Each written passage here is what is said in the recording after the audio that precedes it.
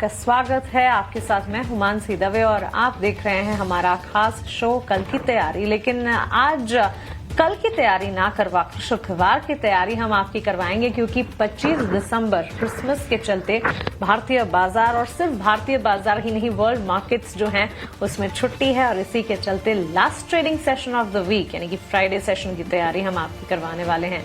क्या कुछ होगा इस बुलेटिन में आपके लिए खास, एक तो अगले सेशन के लिए स्ट्रैटेजी, लास्ट सेशन में किस तरह के सेंटिमेंट्स डेवलप होते हुए दिखे, क्या होनी चाहिए आपके इंडेक्स पर रणनीति, स्टॉक वाइज हमारे फंडामेंटल और टेक्निकल एक्सपर्ट्स जुड़ेंगे, अपनी राय बाजार पर और साथ ही स्टॉक स्पेसिफिक भी आपके साथ साझा करेंगे और इन तमाम के साथ साथ सवाल जवाब का सिलसिला भी। जी हां, आपके सवालों के जवाब देने की पूरी कोशिश करेंगे हम। लगातार हमारे टीवी स्क्रीन पर आपके हमारे सोशल मीडिया हैंडल्स जो है वो फ्लैश होते दिखेंगे आपको। आप अपने सवाल उन सोशल मीडिया हैंडल पर हमसे पूछें। पूरी कोशिश होगी मेरी कि आपके मार्केट से जुड़े सारे सवालों को मैं शामिल कर पाऊं इस खास पेशकश में। लेकिन चलिए आगे बढ़ेंगे और हमारे दोनों एक्सपर्ट्स का स्वागत कर लेते हैं और समझ लेते हैं कि बाजार के लास्ट ट्रेडिंग सेशन पर सेंटिमेंट्स कैसे रहा, यहां से आगे बाजार की तस्वीर कैसी नजर आ सकती है। स्नेहा पोद्दार है हमारे साथ, assistant vice president research analyst Motilal Oswal financial services limited. वहीं वत्सल भूवा भी टेक्निकल एनालिस्ट एलकेपी सिक्योरिटी से हमारे साथ जुड़ गए हैं। स्नेहा, वत्सल, बहुत शुक्रिया आपका हमारे साथ जुड़ने के लिए और अपना समय देने के लिए। सबसे पहले तो मार्केट में वॉलेटिलिटी नजर आई, एंटिसिपेटेड थी, बिकॉज कह सकते हैं कुछ लास्ट दिन सेशंस बचे हैं 2025 के और क्रिसमस से ठीक पहले सैंटा रैली का इंतजार जरूर था, लेकिन हॉलिडे मूड में ही रहे देश और दुनिया के बाजार। कैसे रीड कर रही है स्नेहा मार्केट को आप यहां से? Good afternoon Mansi. सो जैसा आपने कहा कि क्रिसमस हॉलीडेज और न्यू ईयर के चलते काफ़ी थिन वॉल्यूम मार्केट में दिख रहे हैं एंड नेक्स्ट वीक काफ़ी मार्केट कंसोलिडेट ही करेगा, क्योंकि इंस्टीट्यूशनल पार्टिसिपेशन बहुत थिन रहेंगे और एक महीने बाद फिर बजट भी ड्यू है, जिसके कारण काफ़ी वॉलेटिलिटी एक्सपेक्ट कर सकते हैं। सो जनरल जैन मंथ में मार्केट में काफ़ी अप्स एंड मूव्स दिखाई देते हैं। जो बजट स्पेसिफिक सेक्टर्स है उनमें काफ़ी फोकस शिफ्ट हो जाता है। तो आप कह सकते हैं कि एंटायर जैन मंथ में हम काफ़ी वॉलेटिलिटी देख सकते हैं और अर्निंग सीजन भी क्योंकि स्टार्ट हो जाएगी, तो मैनेजमेंट कमेंट्रीज काफ़ी इंपॉर्टेंट रहेगी फॉलो अप करने के लिए। तो शायद एक clear cut trend post budget और अर्निंग सीजन के बाद ही एक इमर्ज होके हमारे सामने आएगी। एब्सोल्युटली, अर्निंग सीजन का भी इंतजार है, नए साल का भी इंतजार है और अंडरटोन बुलिश लंबी अवधि के लिए कन्विक्शन जरूर नजर आता है, लेकिन कुछ सेशंस वॉलेटिलिटी के लाजमी भी है। वेकेशन मोड में चल पड़े हैं, एफआईआईज हो चाहे डीआईज हो, मार्केट पार्टिसिपेंट्स, रिटेल पार्टिसिपेंट्स भी, और इसी के चलते हम देख रहे हैं कि एक रेंज बाउंड कामकाज बाजार में। Vatsal, good afternoon to you as well. आप बताएं बाजार की तस्वीर आप फिलहाल कैसी देख रहे हैं? Very good afternoon. So first of all, अगर मैं एक पॉजिटिव चीज़ की बात करूं जो मैंने ऑब्जर्व की है बाजार में, कि पिछले चार जो हमें एडवांसेस फ्रंटलाइन इंडेक्स निफ्टी और सेंसेक्स में देखने को मिले हैं, तो हमें एक मार्केट जो ब्रेथ है, ब्रेथ लाइन, वो भी हमें इनलाइन होती हुई दिख रही है। हालांकि आज के सत्र में हमें ऊपर के लेवल से, जहाँ पे निफ्टी का एक चार्ट पे, टेक्निकल चार्ट पे एक रेजिस्टेंस मार्क है 26,200 230 का जोन, वहां पे हमें थोड़ी सी सेलिंग प्रेशर देखने को मिली। पर जो अंडरटोन है, जब तक निफ्टी 26,000 के लेवल के ऊपर, जहां पे हाल में निफ्टी का 20 days exponential moving average placed है, उसके ऊपर रहता है, तब तक मुझे लगता है कि निफ्टी का जो फ्रंटलाइन इंडेक्स है, निफ्टी सेंसेक्स का अंडरटोन बुलिश रह सकता है। और अगर मैं ब्रॉडर मार्केट की बात करूं, तो यहाँ पे हमें सेक्टोरियल स्विंग रोटेशन देखने को मिल सकते हैं। तो अभी भी मुझे लगता है अगर ब्रॉडर मार्केट की बात करें तो सेक्टर स्पेसिफिक जाना चाहिए, और मुझे लगता है कि निफ्टी में एक कंसोलिडेशन ही रह सकता है for upcoming few sessions, because Nifty में जो heavy weight bank Nifty index है, उसका पार्टिसिपेशन हमें नहीं मिल रहा है अभी। वो एक साइडवेज जोन में चला गया है। तो जब तक बैंक निफ्टी पार्टिसिपेट नहीं करेगा, हमें निफ्टी में एक कंसोलिडेशन, एक मोमेंटम बनता हुआ नहीं देख पाएंगे। फिलहाल निफ्टी के लिए एक इमीडिएट बेसिस पे 26,100 का सपोर्ट रहेगा, ऊपर 26,300 का एक रेजिस्टेंस रहेगा। निफ्टी अगर एक कॉन्फिडेंट क्लोजिंग देता है 26,300 के लेवल के ऊपर, तो वहां से हमें एक मोमेंटम बनता हुआ दिख सकता है। और अगर in any case 26,000, if Nifty drift below 26,000 levels, तो वहां पे हमें वापस से निफ्टी में एक बेरिश अंडरटोन देखने को मिल सकता है। चलिएगा, बिल्कुल बाजार पर हमारे एक्सपर्ट्स का नजरिया तो हमने जाना। अब वक्त है सवाल जवाब का, और पहला सवाल कृष्णा का लेते हैं। कोलकाता से सवाल पूछ रहे हैं। स्नेहा, आपसे जानना चाहेंगे IRFC में खरीदारी 2500 शेयर्स खरीद रखे इन्होंने, 132 के लेवल्स की खरीदारी इनकी। इन पर्टिकुलर IRFC पर राय जरूर जानना चाहते हैं। शॉर्ट टर्म व्यू हैं, लेकिन रेलवे स्टॉक्स ये पूरा हफ्ता काफी अच्छा चले हैं और न्यूज फ्लोज का इम्पैक्ट था, जिसके चलते रेलवे स्टॉक्स में अच्छी खासी मजबूती भी थी। इनकी खरीद के स्तर की अगर बात करें, 121 के लेवल्स पर फिलहाल कामकाज है। इन्होंने 132 के लेवल्स के इर्द गिर्द खरीदारी की है। क्या राय होगी IRFC में? मानसी, ये अपने बाइंग लेवल से बहुत ज्यादा नीचे नहीं है, और क्योंकि बजट सामने आ रहा है तो ये 1 मंथ में रेलवे स्टॉक्स काफी मोमेंटम में रहेंगे। तो चांसेस है कि इनकी बाइंग प्राइस वापस वापस ये बाइंग प्राइस की तरफ मूव कर जाए। मेरी सलाह रहेगी कि टिल बजट IRFC को होल्ड करिए, बिकॉज न्यूज फ्लोज बने रहेंगे।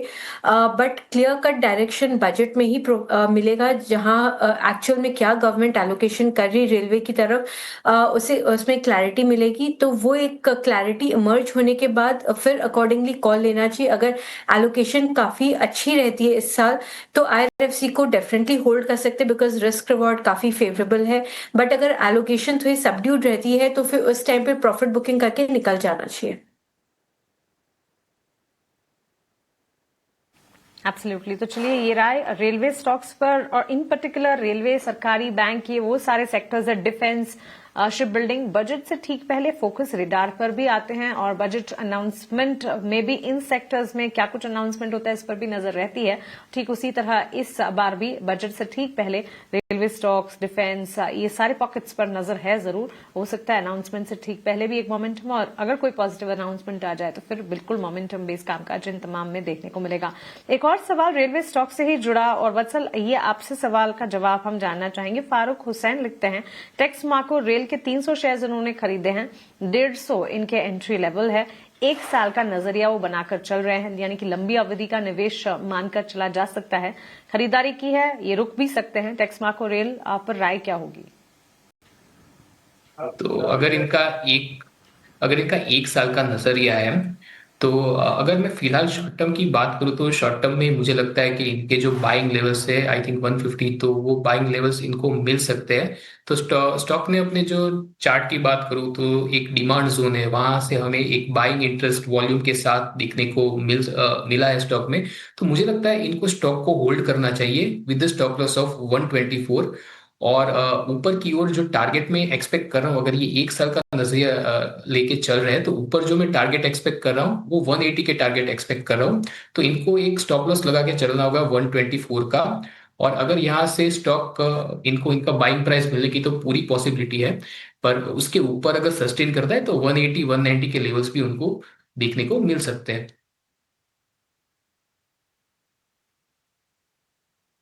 सो चलिए, टेक्स मार्को रेल और all in all railway stocks पर ये एक टेक हमें मिलता हुआ। रेलवे स्टॉक्स पर नजर भी रखेंगे, लंबी अवधि का नजरिया भी हमने जाना, और शॉर्ट टर्म व्यू भी हमारे एक्सपर्ट से हम समझ रहे हैं।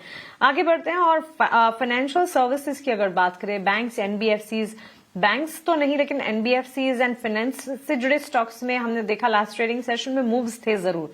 श्रीराम फाइनेंस पर स्नेहा, एक सवाल है हमारे व्यूवर का। गौरव प्रयागराज से लिखते हैं, 100 शेयर्स खरीदे हैं श्रीराम फाइनेंस के, 620 अपने एंट्री लेवल बता रहे हैं। आगे आपसे रणनीति जानना चाहते हैं कि पोजीशन का क्या किया जाए। वैसे इनकी एंट्री से आगे चल गया है स्टॉक, और लास्ट ट्रेडिंग सेशन में भी मजबूती थी। लास्ट क्लोज 974 का, इनकी खरीदारी के स्तर जो है 620 के हैं, यानी कि काफी अच्छा मुनाफा, ऑलमोस्ट 35,000 का मुनाफा ये देख रहे हैं। क्या राय होगी? मेरी राय रहेगी कि आप 1000 के लेवल के आसपास इसमें पार्शियल प्रॉफिट बुकिंग कर सकते हैं, और बाकी इसे थोड़े से और लंबी अवधि के लिए होल्ड कर सकते हैं, बिकॉज अभी जो कंपनी ने रिसेंट फंड रेजिंग की है वो उसके बैलेंस शीट को और स्ट्रेंथन करेगी, क्योंकि इनकी कैपिटल बेस काफी स्ट्रांग हो जाएगी। तो इससे ये काफी अच्छी बड़ी लेंडिंग और कर सकेंगे। एंड प्लस आरबीआई की जो रेट कट्स जो इम्प्लीमेंट हुए हैं, तो उससे इनके जो ओवरऑल क्रेडिट कॉस्ट है वो काफी नीचे आ रहे हैं, जिससे कि इनके जो निम्स है वो एक्सपैंड होगी। तो जहाँ पे हायर लेंडिंग के थ्रू इनकी ओवरऑल जो डिसबर्समेंट की एयूएम है वो एक्सपैंड होगी, वहीं पे निम एक्सपेंशन भी साथ ही साथ देखेंगे। तो ओवरऑल प्रॉफिटेबिलिटी में एक काफी स्ट्रॉन्ग ग्रोथ दिखाई देगा। हम 25% प्लस प्रॉफिटेबिलिटी एक्सपेक्ट कर रहे हैं कंपनी से ओवर नेक्स्ट 2 to 3 years। और ये सारे इनिशिएटिव्स उसके आरओएच को भी एक्सपैंड करेंगे टुवर्ड्स ऑलमोस्ट 4%। तो all in all long term outlook काफी स्ट्रॉन्ग है। वैल्यूएशन वाइज थोड़ा सा फेयर वैल्यूएशन पे जरूर है। इसके लिए मैं सलाह दूंगी कि पार्शियल प्रॉफिट बुकिंग करें, बट कंप्लीटली नहीं निकले, क्योंकि लॉन्ग टर्म आउटलुक अभी भी काफी स्ट्रॉन्ग है। 1000 के लेवल्स पर पार्शियल प्रॉफिट बुक करने की राय फिलहाल आपको श्रीराम फाइनेंस पर मिल रही है। यहां से कन्विक्शन है, इसी के चलते पार्ट प्रॉफिट बुक करने की राय फिलहाल हमें मिलती हुई।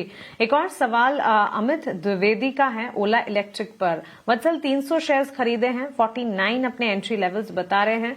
और ओला इलेक्ट्रिक अगर देखें इनकी खरीद से तो नीचे गया है, 35.30 रुपए के आसपास लास्ट क्लोज हमने देखा। हालांकि तेजी भी थी स्टॉक में, लेकिन इन्होंने खरीदारी ऊंचे लेवल्स पर की है। पिछले 5 ट्रेडिंग सेशन में स्टॉक में मजबूती का रुझान दिखा जरूर है, लेकिन ये करीब 4000 का नुकसान देख रहे हैं। क्या राय होगी?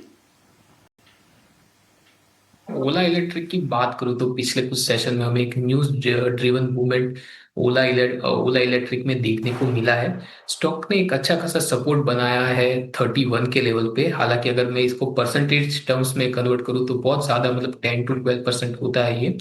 पर मुझे लगता है कि अगर इनको कोई भी राइज मिलता है टुवर्ड्स द लेवल ऑफ 37 और इवन 40, तो उनको इसमें से एग्जिट ले लेना चाहिए। फिलहाल स्टॉक का एक सपोर्ट बन रहा है 31 का। तो यही राय है कि अगर आपको कोई भी राइज मिलता है तो यहाँ पे आप एग्जिट कीजिए। अगर आपको 37 के लेवल्स मिलते हैं तो वहां पे आप एग्जिट कर सकते हो स्टॉक में।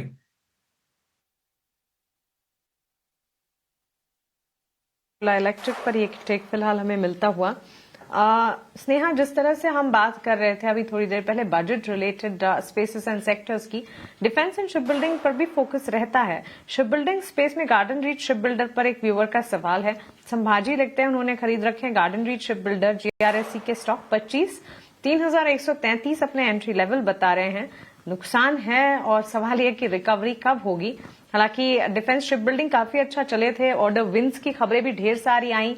एक अच्छी रैली देखने के बाद फिर हमने देखा एक ब्रीदर लिया है इन स्टॉक्स ने, डाउनसाइड भी देखी है। जीआरएससी पर राय क्या होगी? ये जीआरएससी मैं कवर तो नहीं करती हूँ, बट जीआरएससी भी मोमेंटम में रहना चाहिए at least in the near term. जैसा आपने कहा कि बजट के पहले इस सेक्टर में भी काफी हलचल बनी रहेगी। तो मेरी तो राय यह रहेगी कि जो भी बजट रिलेटेड सेक्टर्स स्टॉक्स हैं उनमें अभी बने रहिए। जैन मंथ में जब भी अपॉर्चुनिटी मिलता है तब उसमें से निकलने की कोशिश करिए, बट एटलीस्ट अभी हड़बड़ में ना निकल के थोड़ी सी टुवर्ड्स दी बजट अगर निकलेंगे, या पोस्ट बजट जब एक बार अनाउंसमेंट हो जाए, थोड़ी सी क्लैरिटी इमर्ज हो जाए, फिर उसमें कॉल लेंगे तो ज्यादा सही रहे।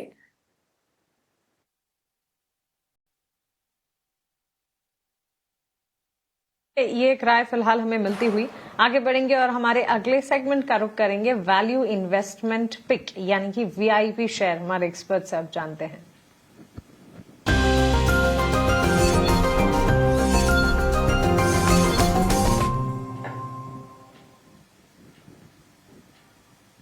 वत्सल, बताएं वैल्यू इन्वेस्टमेंट पिक कैटेगरी में कौन सा वीआईपी शेयर आज आप सुझाकर जाएंगे? तो सबसे मेरे 3 स्टॉक रहेंगे। तो पहला रहेगा मेरा शारदा एनर्जीज। शारदा एनर्जीज को आप बाय कर सकते हैं 536 के लेवल पे। 515 का एक स्टॉप लॉस लगा के चलना होगा। ऊपर की ओर जो टारगेट में एक्सपेक्ट कर रहा हूँ 560 के टारगेट में एक्सपेक्ट कर रहा हूँ। स्टॉक ने एक फॉलिंग चैनल का ब्रेकआउट दिया है, 200 डेज एक्सपोनेंशियल मूविंग एवरेज को रिक्लेम किया है, 20 डेज एक्सपोनेंशियल मूविंग एवरेज के ऊपर सस्टेन कर रहा है, तो इस पे एक पॉजिटिव बायस बन रहा है। दूसरा एक कॉल रहेगा रेलवे सेक्टर से आरवीएनएल। तो सेम सेटअप है, स्टॉक ने एक फॉलिंग चैनल का ब्रेकआउट दिया है, 3 फॉलो अप बाइंग सेशन देके स्टॉक अपने 20 डेज एक्सपोनेंशियल मूविंग एवरेज के ऊपर सस्टेन कर रहा है। तो मुझे लगता है स्टॉक में स्ट्रेंथ जारी रह सकती है और बिल्डअप हो सकती है। तो 345 पे बाय रहेगा, वेरी शॉर्ट टर्म कॉल रहेगा। 336 का एसएल रहेगा, 360 का टारगेट रहेगा। तीसरा है चंबल फर्टिलाइजर। तो स्टॉक को आप 473 के लेवल्स पे बाय कर सकते हैं। 451 का स्टॉप लॉस रख के चल सकते हैं। 500 का टारगेट रहेगा। सेम सेटअप है, स्टॉक ने एक फॉलिंग चैनल ब्रेकआउट दिया है और ब्रेकआउट के बाद अपने crucial short term 20 days exponential moving average के ऊपर सस्टेन कर रहा है, इसलिए स्टॉक में एक पॉजिटिव बायस बन रहा है। चलिए, तो बिल्कुल एक नहीं, दो नहीं, 3 आइडियाज वैल्यू इन्वेस्टमेंट पिक के तौर पर वत्सल की तरफ से हमें मिलते हुए। स्नेहा, आप बताएं आपके आइडियाज क्या होंगे? मेरी पहली पिक है यूपीएल। तो बजट को नजर में रखते हुए मैं ये स्टॉक दे रही हूँ। एंड मोरओवर जो सेकंड हाफ है FY26 के, इसमें कंपनी के काफी शानदार नंबर एक्सपेक्टेड है। Q2 में भी हमने बहुत स्ट्रॉन्ग नंबर्स देखे थे एंड ये सेकंड हाफ भी कंपनी के लिए काफी स्ट्रॉन्ग रहेगा क्योंकि ओवरऑल वॉल्यूम में अच्छी रिकवरी एक्सपेक्टेड है। एंड प्लस अगर देखें तो कंपनी ने अपने जो ओवरऑल बैलेंस शीट को क्लीन अप किया है पोस्ट बॉन्ड रिपेमेंट, तो उससे भी काफी ग्रोथ को सपोर्ट मिलेगा। वर्किंग कैपिटल काफी डिसिप्लिन है। तो इन सब को नजर रखते हुए अगर India US trade deal successful रहता है तो ये कंपनी के लिए पॉजिटिव ट्रिगर रहेगा। प्लस बजट में कुछ भी अगर एग्री रिलेटेड पॉजिटिव डेवलपमेंट्स आते हैं तो कंपनी के वॉल्यूम को ही और फर्दर सपोर्ट करेगा। तो इसको नजर में रखते हुए हम यूपीएल को टारगेट कर सकते हैं with a target price of 820। मेरी दूसरी पिक रहेगी पीएनबी हाउसिंग। तो पीएनबी हाउसिंग में जो रिसेंटली अभी सीईओ के अनाउंसमेंट हुआ है, तो एक बहुत बड़ा हेडविंड कंपनी के लिए रिजॉल्व हो गया है। Plus at the same time अगर हम देखें तो ओवरऑल जो कंपनी की फाइनेंशियल्स है काफी हेल्दी है। एक सीईओ के एग्जिट के बाद एक कंसर्न जो रेज हुआ था उसके कारण स्टॉक में एक अच्छी खासी हमने करेक्शन देखी थी। तो रिस्क रिवॉर्ड काफी फेवरेबल है। प्लस अगर हम ग्रोथ ड्राइवर्स की बात करें तो इनकी जो ओवरऑल रिटेल लोन बुक है उनमें अच्छी 18-20% ग्रोथ एक्सपेक्ट कर सकते हैं। प्लस ये कंपनी भी निम एक्सपेंशन विटनेस करेगी क्योंकि ओवरऑल क्रेडिट कॉस्ट नीचे आ रहे हैं। So all in all favourable risk reward होने से इसे देख सकते हैं with a target price of 1080। Absolutely.